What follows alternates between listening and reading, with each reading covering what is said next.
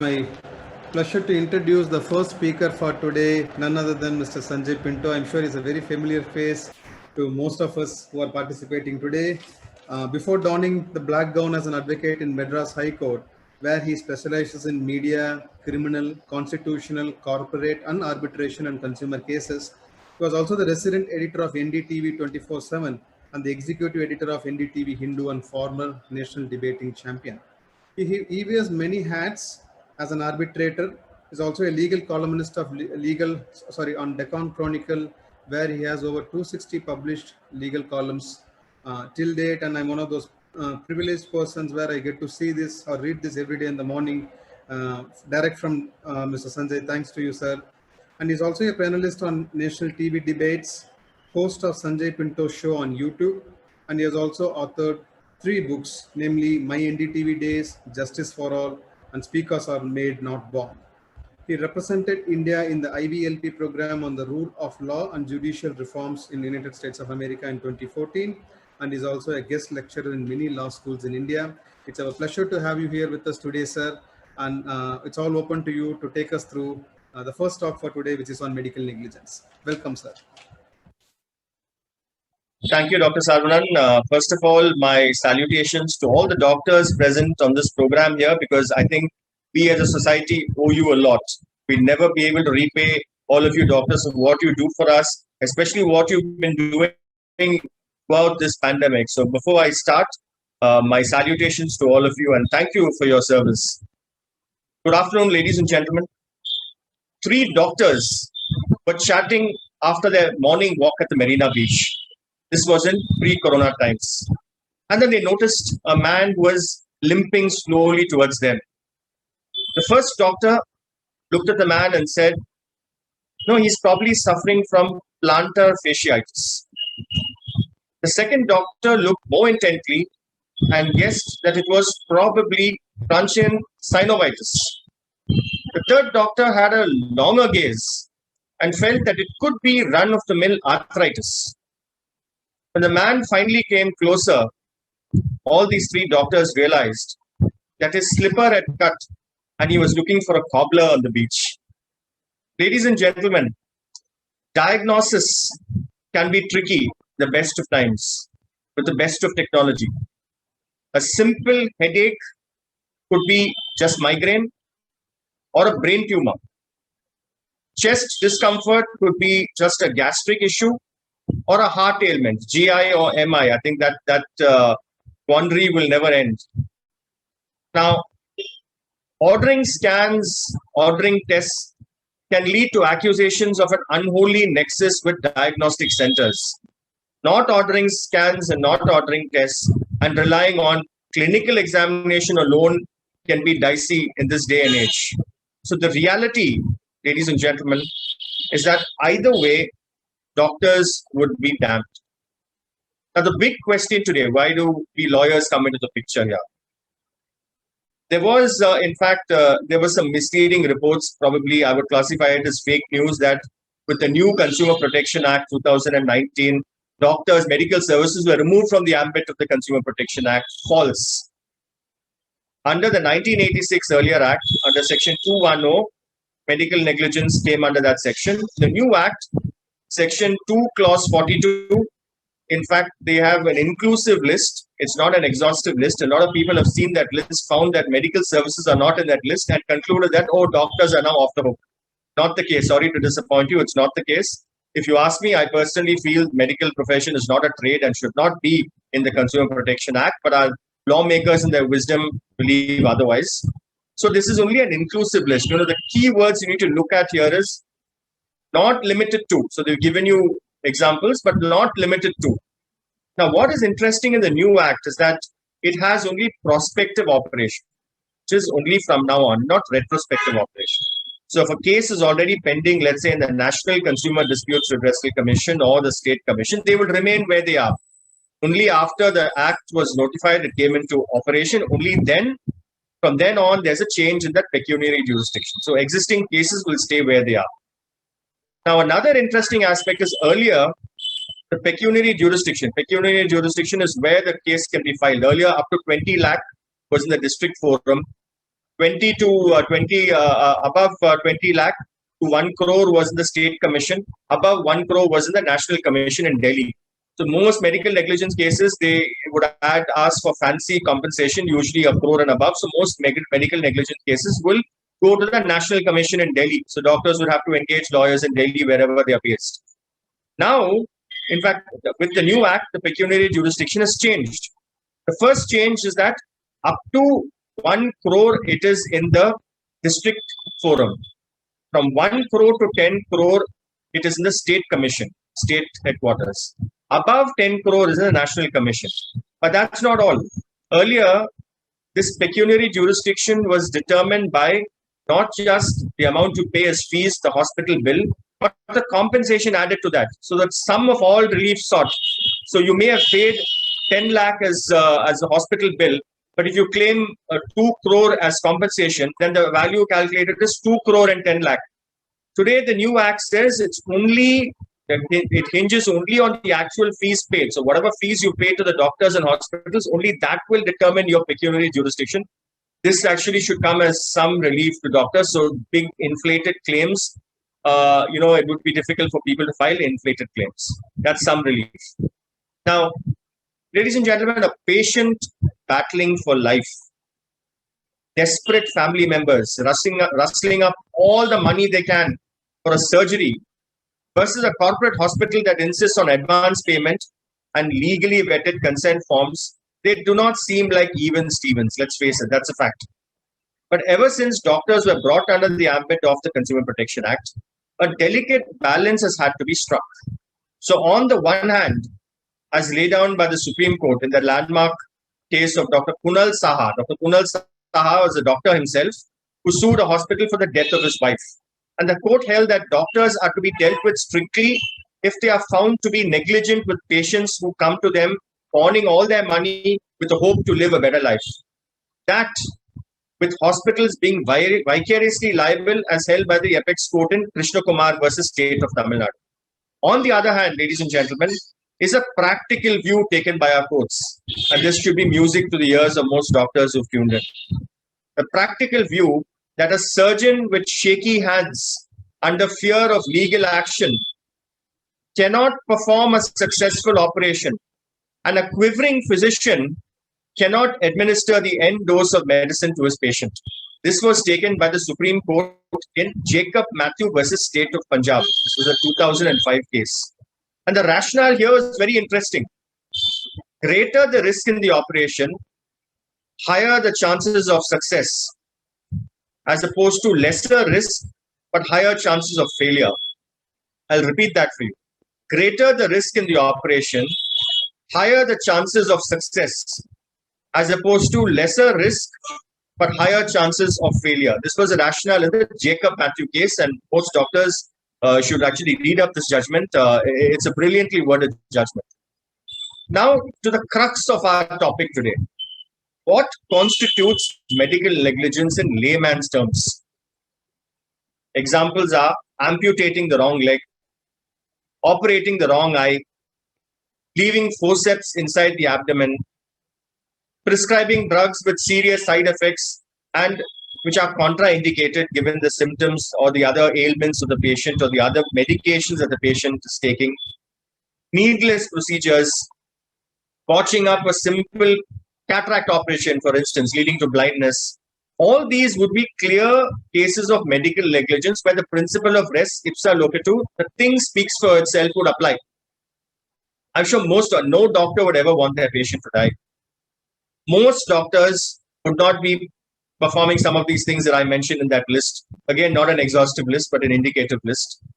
The Supreme Court, in another landmark case, observed in Martin F. D'Souza versus Mohammed Ishfaq, different doctors have different approaches, more radical or more conservative.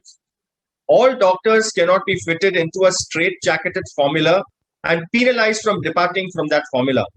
In fact, I've been dealing with a very interesting case, a case of deep vein thrombosis, where the initial physician actually referred MRI, whereas another medical opinion said that you should have done a Doppler and D-dimer and all that. So there again, different approaches are not necessarily medical negligence. What one doctor considers, you could have done this, why didn't you do that? That's really not medical negligence. And you must remember, courts and consumer fora consist mainly of laymen in the field of medicine. And they have to rely on medical opinions of experts, doctors, people like you, who may be or may not be prejudiced. It is extremely challenging for a patient who wants to sue for medical negligence to get another doctor to come and testify against another doctor. There is, with lawyers, there's a kind of a kindred spirit among our own professionals. So one may not let down the other. So that is a challenge, and that's a fact. So will an error of judgment constitute medical negligence? Today, let me tell you, for instance, in the National Commission in Delhi, there is a medical doctor who sits on the bench for medical negligence cases. So many doctors keep a sigh of relief because then they will know exactly, the nitty-gritty of the case that is before them. Now, what is extremely significant, the test to actually determine whether it is medical negligence or not is called the Bolam test. The Bolam test. A man need not possess the highest expertise. It will suffice if he exercises the ordinary skill of an ordinary competent man exercising that particular act. So it is that minimum standard of care that is to be determined. These are the key words: minimum standard of care. And the National Consumer Disputes Redressal Commission, another important decision, Sarwat Ali Khan versus Professor S. Gogi. There were certain broad guidelines that were framed by the court, such as prescription only after actual examination of a patient, not on the telephone. But now things have changed. Patients cannot come, so you have this online consultation, video calls. We have to really keep up with the times. We have to keep up with technology. And cross-checking symptoms with tests and investigations. Remember what I said initially. No experimentation, timely consultation with experts, and maintenance of records of diagnosis and treatment. So sometimes if a doctor doesn't have a particular expertise in that particular ailment, then he needs to, in a timely manner, consult experts or refer the patient to experts rather than take it upon himself and probably experiment with the treatment. So these are the guidelines laid down by the Supreme Court, taking off from the Bolam test to determine what actually constitutes medical negligence. Now, the very interesting recent case, 2018 judgment, the Mumbai High Court, in Deepa Sanjeev Pavaskar versus State of Maharashtra. This had triggered panic in medical circles. I got several calls from my doctor friends asking me whether telephone consultation would make them liable for prosecution under Section 304 of the Indian Penal Code. That is culpable homicide not amounting to murder. Can you imagine? Those who save lives have the Damocles sword of culpable homicide not amounting to murder. There can be nothing more ridiculous than that. And I had to allay many of my doctor friends' fears. Some very senior doctors, in fact, who were very upset by this judgment. And that was actually quoted out of context. That was not reported correctly in the media, and that's why it led to a lot of misgivings. The context in this case was entirely different. It was actually a finding in an anticipatory bail plea of a doctor who had allegedly advised a patient with post-delivery complications not to go to another hospital, although they were away, and therefore the doctor prescribed medicines on the phone to the chemist. The patient died, and the police booked the doctors under 304 IPC. Clinical examination before prescribing drugs is a correct practice in an ideal situation. But we don't live in an ideal situation all the time. Life is full of surprises. Life is full of emergencies. Doctors cannot be omnipresent. Therefore, telephonic consultation may save lives, especially when the patient cannot travel, like now with the lockdown and several other, the cases again going up in Chennai and other cities. Patient cannot travel, or there's a delay in getting direct medical treatment. Even in the emergency wards of hospitals, and I have experienced this myself, specialists are not available round the clock. You will have billboards claiming 24/7 emergency care, 24/7 cardiac care. But invariably, it is a duty doctor who will WhatsApp or call the expert, say a cardiologist. The duty doctor, when the person goes to the emergency room, he will do the ECG, he will WhatsApp the ECG to the cardiologist. Then they will send basic parameters like pulse and blood pressure readings. And based on the telephonic advice, they will administer first aid and then shift the patient to the intensive care unit, intensive coronary care unit. And then after that, the cardiologists will come depending on the number of how big the hospital is, how many specialists they have, what is the roster like in that hospital. But that golden rule of within the first hour treatment, of course, with stroke, they say within the first 3-4 hours, we need to play some emphasis on that golden rule. So before you put out these advertisements saying 24-hour care, super specialty care and all that, take a step back and pause and see whether you actually are offering that 24-hour care, because that could lead trouble later on, even with the Advertising Standards Council of India. Now, some tips for the doctors and hospitals. And I'm not addressing this only for doctors and hospitals, but also for patients. But for the doctors and hospitals who've tuned in, because let's face it, at the end of the day, if you're having a webinar over throughout the evening on a Saturday, you want some takeaways. So what can you do to safeguard yourself? Okay, based on my experience dealing with cases, seeing the loopholes and all that. My first advice to doctors and hospitals: please come clean with your records. Come clean. Do not hide anything. Do not conceal anything, because that shows that you have nothing to hide when you come clean with the records. Now, your antenna should go up when a request for complete medical records is made. The moment a patient, not just a discharge summary, but complete medical records is made, then you should know that, there is something coming your way. Because after all, under section 1.3.2 of the Code of Medical Ethics and Regulations, this is by the Medical Council of India, doctors and hospitals must hand over medical records to the patient or relatives within 72 hours. It's not a favor, it's mandated. You have to hand it over. So may as well come clean instead of making a fuss and fighting shy of that requirement or that demand. Secondly, don't fall back on consent form disclaimers. I know there's a separate session on consent forms. I won't stray into that area. Most consent forms are lopsided. Most consent forms are signed hurriedly. These are what they call classic standard form contracts, which the Law Commission has called pretended contracts. Okay, standard form contracts where you just sign on the dotted line. And more often than not, before the patient goes and is wheeled in for an emergency procedure, you find the relatives already, so harassed and, not knowing what to do, standing literally on one foot and signing these consent forms. Where is the question of reading it?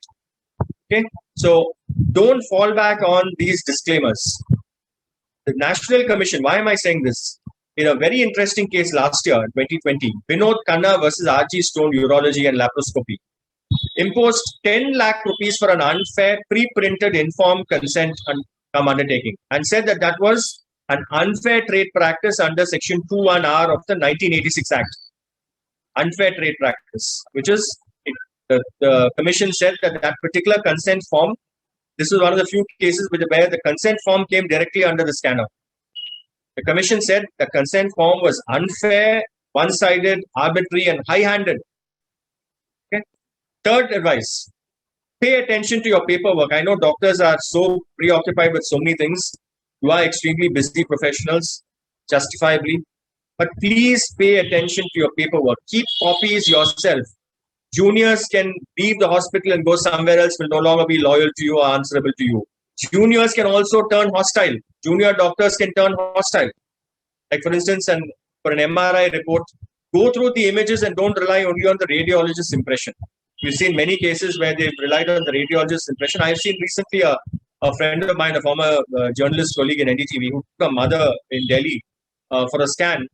And the impression came back something saying that, the uterus and all that. And the fact is that the mother had a uterus removed many years ago. So she asked me, can we sue for medical negligence? I said, most definitely. Now, discharge summary or a death report, don't allow a junior doctor to sign for you. Please sign yourself. Don't make it a practice. I've seen a case where a junior doctor has signed for the senior doctor. Now, the senior doctor is facing a multi-crore medical negligence case in Delhi. Extremely unfortunate. Okay, so don't make sure that your practices are foolproof. Fourthly, always, wherever possible, insist on a post-mortem when you feel that a death is likely to be challenged. You will have that gut feel. You will know the death is likely to be challenged, if it's likely to be troublesome. Always insist on a post-mortem. Now, there are many cases, and I'll give you a practical scenario where the family will not want it. The family will reconcile themselves, but they say, we don't want to go through this, because let's face it, it's extremely traumatic for a family who's already lost a loved one to be subjected to this post-mortem formalities and all that. It's very difficult. Step into their shoes. If the family does not want it, please get it in writing from them. Get it in writing from them saying that we do not want this postmortem.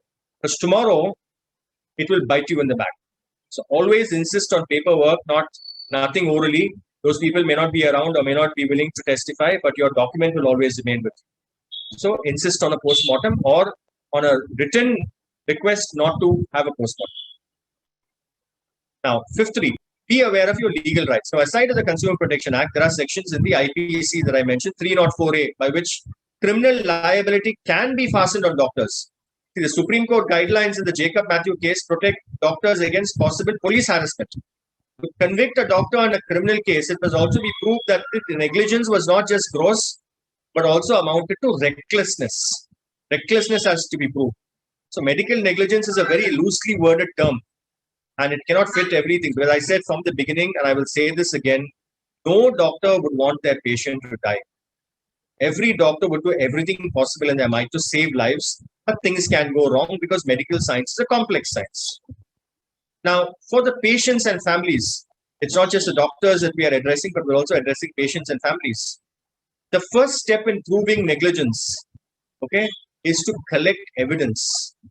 Discharge summary, death certificate, prescriptions, test results, all that is necessary. Bills, proper bills, payment receipts. If you're doing online payments, make sure you have the payment receipts and all that. Okay. If you're paying cash, a lot of hospitals nowadays insist on cash. Many of these demands are against the income tax rules. But anyway, in fact, recently I wrote a column also about during Corona times, there were hospitals which are asking for 10 lakh only by cash as an advance deposit. No, that's a Shylockian cut. I mean, that's something where this is what gives the medical profession a bad name. And I think the onus is on all good doctors like you to actually call out such practices. Secondly, for patients and families, expert medical opinion. You cannot file a medical negligence case without expert medical opinion. It's not easy, as I said, to get a doctor to testify against another doctor. So pick a credible specialist, not a general practitioner as far as possible. Credible specialist, like if it's a heart related or a brain related, get a cardiologist or a neurologist. Again, should you get a cardiologist or a cardiothoracic surgeon, depending on what. If it was a angioplasty, then get a interventional cardiologist. If it was a bypass, then obviously you have to get a cardiac surgeon. So a lot of patients may not really know the difference between these two, so they need to get that. Thirdly, the claim for compensation is crucial. It must be reasonable. Relief cannot be a bonanza. No, and this principle was relied on in the Supreme Court in Malay Kumar Ganguly versus Sukumar Mukherjee case, where it laid down this doctrine, rather it interpreted the doctrine of restitutio in integrum, according to which a person is entitled to damages, and that should, as nearly as possible, put him back in the same position as he would have originally been if the wrong had not been sustained. Ladies and gentlemen, our courts have consistently come to the rescue of victims of medical negligence and awarded substantial compensation. At the same time, courts have also come to the rescue of doctors who've been falsely accused of medical negligence, because often it is not just the compensation, it is reputation. A doctor works hard to build that reputation. And the moment you get one news report saying so-and-so doctor in the dock, that can wreak havoc on the doctor's practice, on the hospital itself. The higher judiciary in Martin D'Souza's case recognized the possibility of even the best professionals, what to say of the average ones, sometimes having failures. In a world where doctors are treated like God by their patients, please understand that deification also comes with a sky-high responsibility. The Hippocratic oath cannot be reduced to a hypocritical oath. At the same time, the law, whether it's a consumer law or the penal law, must only be a watchdog. The law must not become a bloodhound. Thank you, ladies and gentlemen. I'm open to questions now. Thank you so much, sir, for sticking to the time and for this wonderful 20 minutes where you set the scene very, very nicely for all of us. And before we move to the questions, let me quickly summarize the learning points from your session for those who have joined late. So clearly, we realized that courts have taken both the views, pro-medical as well as some of the cases were against the doctors as well.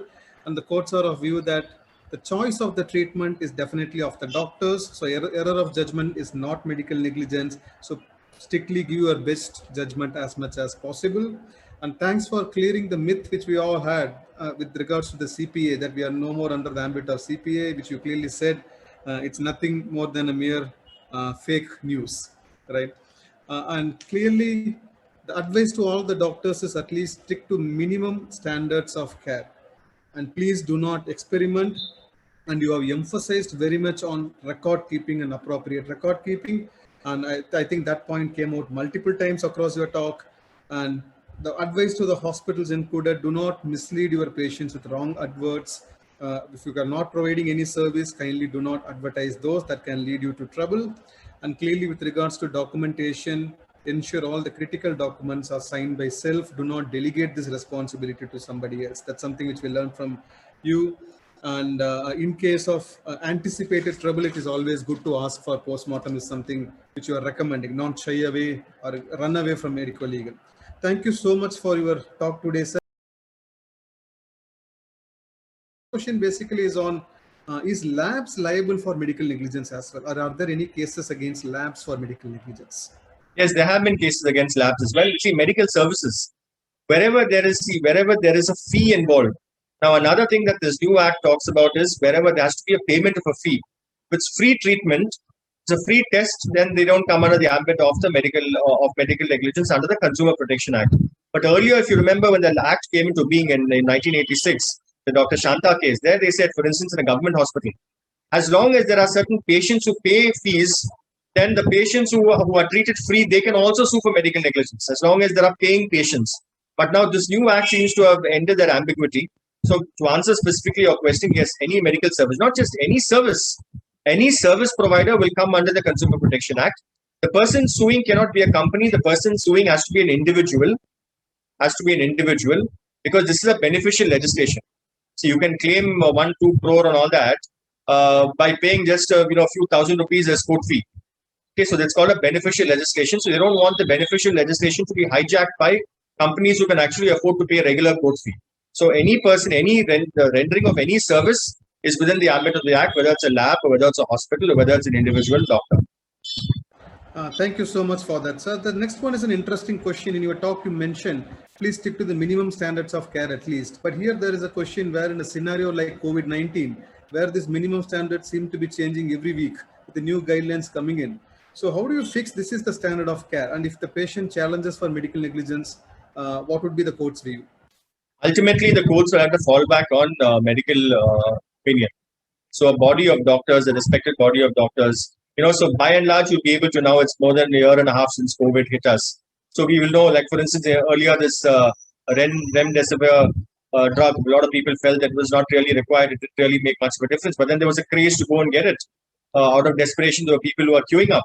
So here, a body of an opinion from credible experts will have to lean on that, because this is an evolving scenario that we are confronted with. So we can't go by straight-jacketed rules. But again, a common sense approach also will help.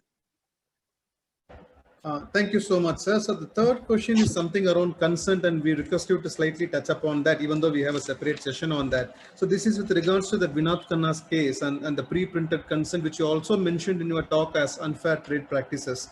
So what is your comments on that, sir? See, any form, first of all, you should give the person adequate time to sign. If it's an emergency, of course, you just have to sign on the dotted line and be done with it. But you've seen whether it is job applications today, whether it is recruitment by companies, or whether these consent forms, we are not responsible. We are not responsible because no matter whatever happens, what are the responsibilities you are taking? What are you responsible for then? Right? The patient entrusts their life to you. So if you're going to disclaim everything, if the entire consent form is only a series of disclaimers, then that would come across as extremely unfair. You have to balance it out so that the patient's rights are also hemmed into this. And as far as possible, somebody should be able to explain to the patient. I know many hospitals do this. They explain to the patient, they give them an estimation of fees, and then they find out. Another practice, which is again unethical, is the moment. In fact, I've seen in hospitals, they even write insurance patient in brackets. Okay, so insurance patients are sometimes charged more. Why? to jack up your fees because he has insurance. Okay, so there are some of these things which need to be avoided. And see, everybody takes an insurance policy with the hope that they'll never have to use that policy, right? And there again, there are wheels within wheels. Just because you have a 15 lakh insurance policy, like they say, cardiac care is so much. Then co-payment, if you're a senior citizen, there's something called co-payment. 30% you have to pay, 70% the insurance company will pay. And many insurance companies, the mindset is deny the claim. Okay, so just because a patient has insurance, and I've also questioned this holy grail of 24-hour treatment. You have to have 24-hour hospital admission to be able to avail of medical insurance. I mean, these are old antique rules that have to be scrapped. So all these things have to change as far as possible. Make sure, as long as your consent forms are fair to patients and to yourself, reasonably safeguarding yourself, then we can accept that as a fair form which is not lopsided. Thank you, sir. I'll probably summarize for the next question. I think there's something on signature with many of them have asked, especially with regards to teaching institutions where we have residents, student doctors under us. Sir, could you please take us through the signature part of it? Who is held liable or who is held responsible for signing any of those documents, including consent?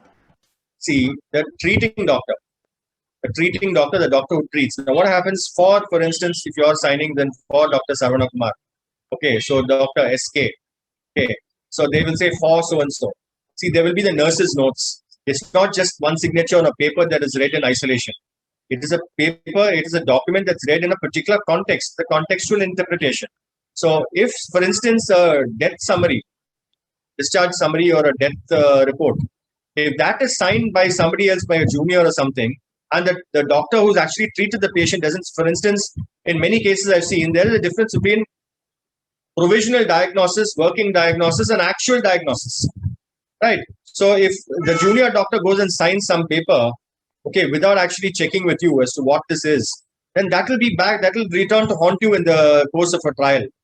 Okay, so therefore be very careful. What you should know what you're signing for, and have your secretary or your office give you a copy of things. There's no harm in keeping copies. Today we take selfies for so many things, right? Wherever we see somebody, we take a selfie. Take selfie, take a quick picture on your phone and keep it, mail it to yourself and just keep it. Have a separate mail ID if you have a problem with storage, have a separate mail ID and keep it. Now, there was another question linked to this that I'll ask myself. I think Dr. Sarvana Kumar had posted that question. How long should we keep records? Right. Now, if it's, for instance, income tax, they say you keep records for 8 years. Now, this should hinge on the limitation period. Within what period should the person file a case? What period a person should file? This is actually a tricky question. Why? Because under the Consumer Protection Act, the limitation is 2 years. But even after 2 years, you can still file a case by filing an application for condonation of delay if sufficient cause is shown. What is sufficient cause? COVID, I could not go out. I couldn't file a case at this time. Okay, now in fact, limitation has been extended. Okay, so normally it's 2 hours under the Consumer Protection Act, but with condonation of delay, it can go up to 3 years also. Sometimes more than 2 years, it can go up to 3 years, but there has to be sufficient cause. Okay, so from a point of view of Consumer Protection Act, I would say keep documents for about 3 to 4 years. Now, if it's going to be a criminal case, and you will know what to keep, what not to keep. It's a criminal case. Then, of course, I said 3 to 4 years for a consumer case. It's a criminal case. There's something called continuing cause of action. So sometimes there is no limitation for certain offenses. Okay, so there it's a little tricky there. So ideally, if you can keep, it's a criminal case, just keep that aside for about 8 or 10 years.